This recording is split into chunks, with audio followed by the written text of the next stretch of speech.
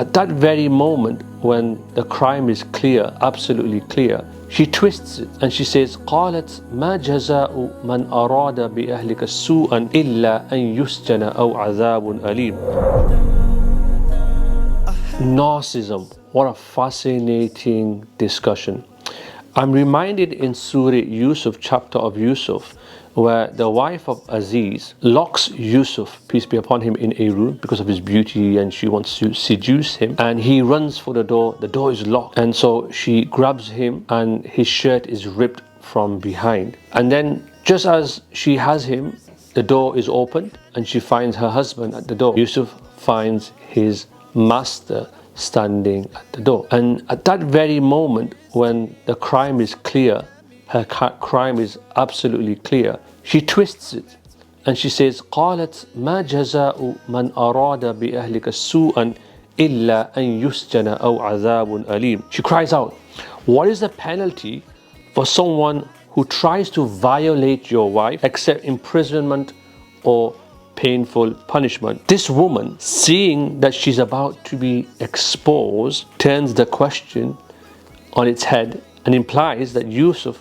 is guilty. What guile and planning, what scheming. See how narcissists behave. They take advantage of the vulnerability of the weak, and when they are exposed, they play the victim, just like the wife of Aziz is doing right here. This is quite an immoral and depraved behavior. Narcissists, particularly those with what's called narcissistic personality disorder, NPD, or strong narcissistic traits, we are told, often exhibit behaviors driven by an inflated sense of self-importance, the ego, that we read about, for example, when it comes to Iblis, the shaitan, may God's curse be upon him. There's a deep need for admiration and a lack of empathy for others. They don't really show sympathy towards other people. While there's some variation in how these traits are present, one of them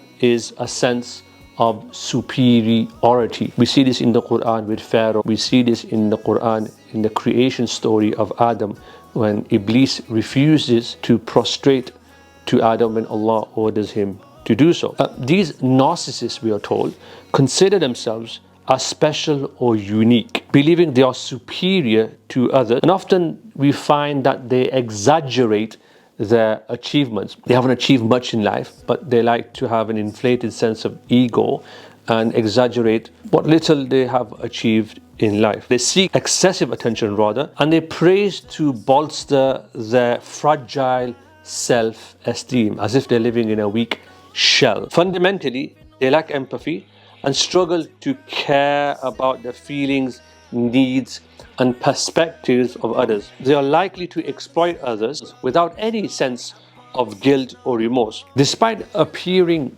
confident on the surface, narcissists are often deeply insecure and may react poorly to criticism. They frequently, you'll find, deny responsibility for their mistakes and shift blame to others, exactly what we saw with the wife of Aziz. They also engage in what's called today gaslighting. That is that they distort the facts or reality to confuse and control others. Like the brothers of Yusuf, may God's peace and blessings be upon him, they may feel envious of others, their success, or what Allah has blessed them with. In example of the wife and the brothers, then, we find that they have a strong sense of entitlement and may disregard rules or boundaries. So they set rules and boundaries for other people, but they come across as quite hypocritical. So they'll tell everyone else to be pious and good, but themselves, they're less than scrupulous when it comes to their deen. And they have a strong ego, but when it's threatened,